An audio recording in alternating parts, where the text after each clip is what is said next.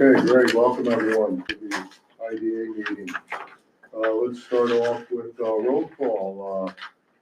Dennis Feeney. Here. Marlene. Present. Bill Murphy. Here. Anton. Here. Paul. Present. Wanda. Present. Okay, wonderful. We are here. We got a full house. That's great. Let's see here. First order of business today. Can we get a motion to approve the minutes of July 9th? I'll make that motion. Can we get a second? Second. All in favor? Aye. Opposed? Just have a question. Yep. Again, there's a reference in the CEO report about parcel of land. Is that the Alpex parcel of land that we're talking about? It says, Mr. O'Connor introduced Clayton and Tom Owens, who provided an update on a parcel of land. Alpex deal site, we're going to be talking about that a little bit later today. Okay, thank you. Okay, so we have a motion though to approve that? The minutes, we're good? We're good. Okay, all set. Finance committee, Dennis.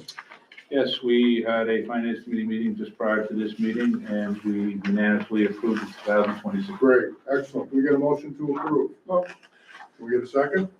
Second. All in favor? Aye. Opposed? Okay, the budget's so approved.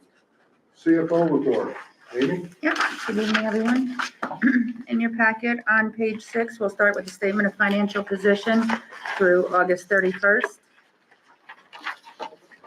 We currently have roughly $4.6 million in our bank accounts, money market, checking, and CDs. We have a CD for $500,000 that matured this week that I'm working with M&T to renew at the new rates. We also have another CD that is maturing next week for a little, roughly $3 million. I'd like to ask the board, if possible, to move that out of a CD once it matures and into a T-bill to, gain at a higher interest rate, 100 basis points. So if that's acceptable. Mr. Chairman, that's fully Fully collateralized. collateralized. Fully yeah. collateralized. And do we get updated, certifications from the bank? Yes, I have. Do we get is it all deposits or are we capped at a certain level? All of our deposits All are deposits are. Yes. 100% Okay, Yeah. collateralized, and by law have to be. No? Correct. Well, they have to be, whether or not they do. No, no. I like that a lot, just basically saying. No, I made sure of that. We don't want to find out. Right. And T-bills are considered collateral. Well, Yeah. Correct, Yeah. yes.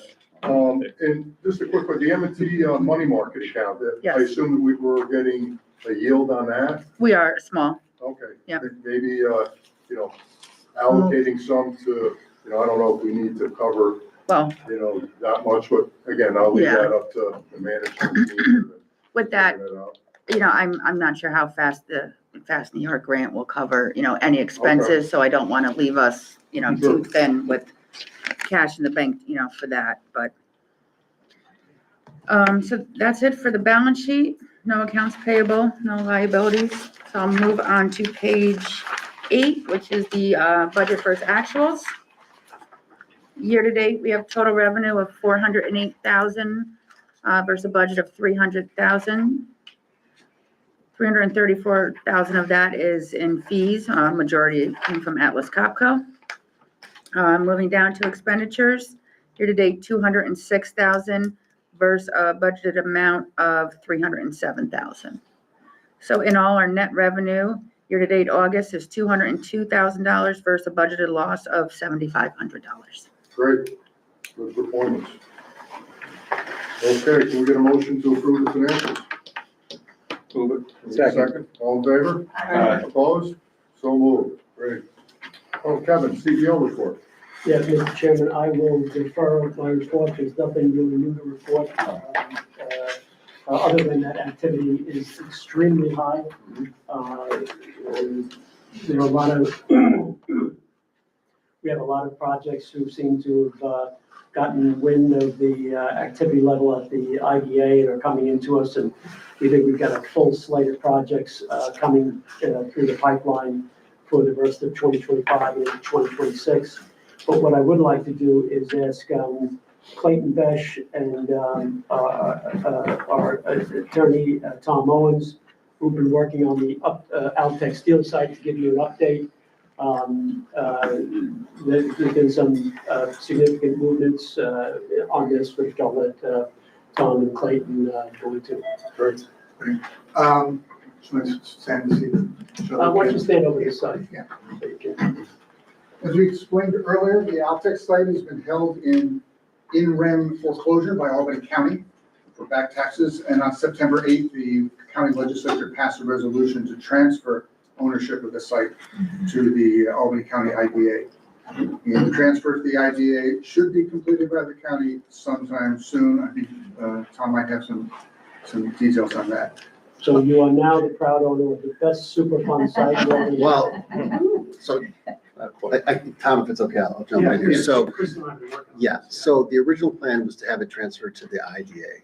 And after consultation with, No. The original plan was to have it transferred to the Alliance. well, I'm already past that, so. I get it. The second original plan. So the second original plan was to go to the IDA. Now, after talking with Mike and talking with Mr. Owens, the idea would be to set up some kind of LLC to insulate the IDA from any kind of, liability if someone breaks their neck on the property. What we would have to do, though, is we want to make sure that this LLC would maintain the tax exemption from real property tax. So one idea that I think would work, and we're still fleshing out a little bit, is to have a lease-back structure between the IDA and the LLC, where the IDA and the LLC enter into leaseback agreements.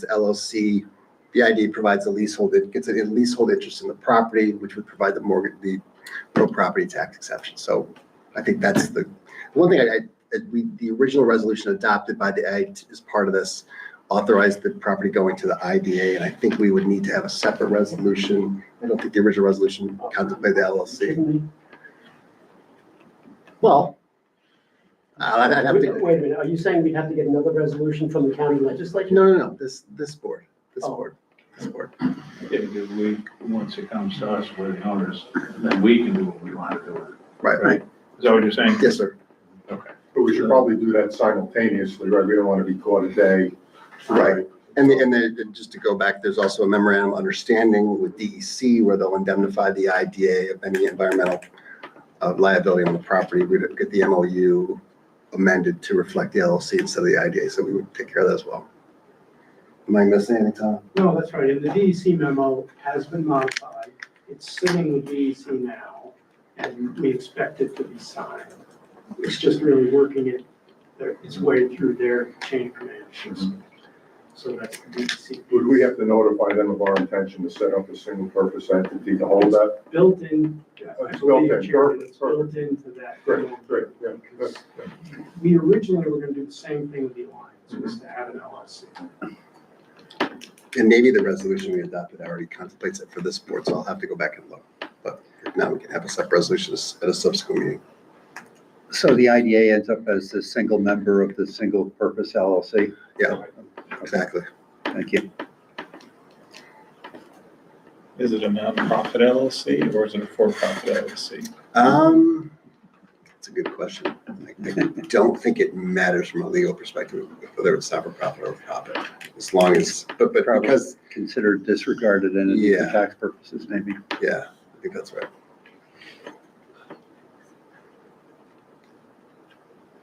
But with regards to that, I mean, I'll take, legal's advice as to whether it's a for-profit or not-for-profit, Yeah. whatever, legal.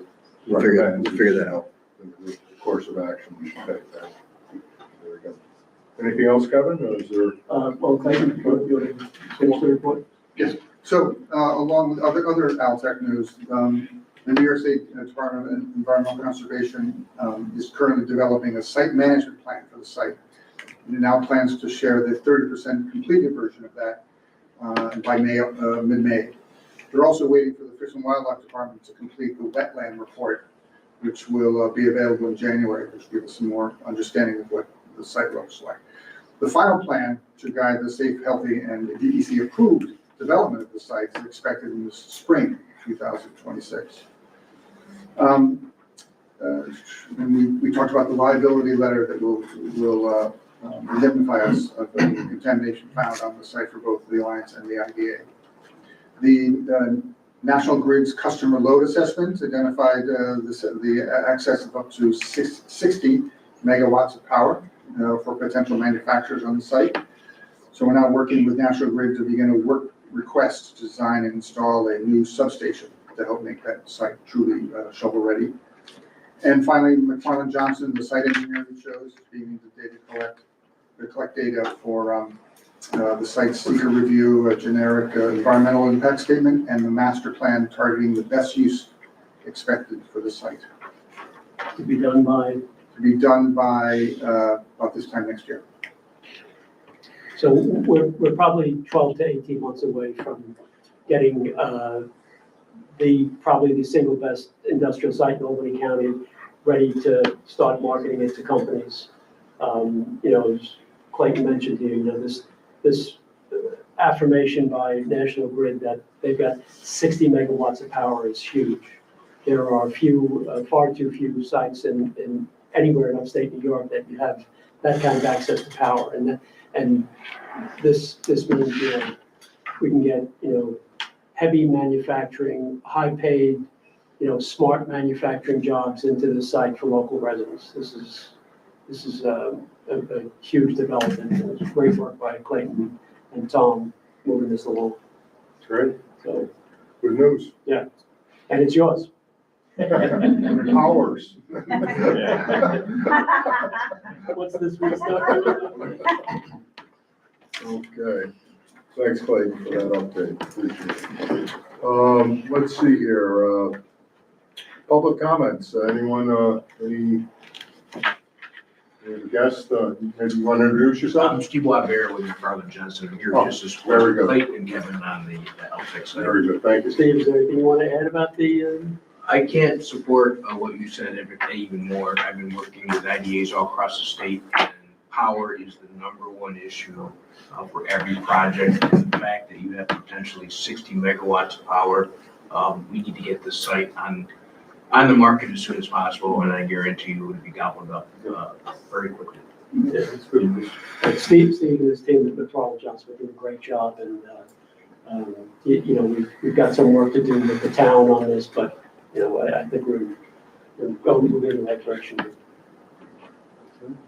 Any other business for the group? Okay.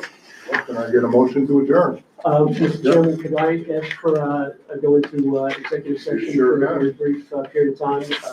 Just like to discuss some personnel and budgetary matters. First and second. Can we get a motion to bring it to executive session? Can we get a second? All in favor? Aye. Thanks, Mark.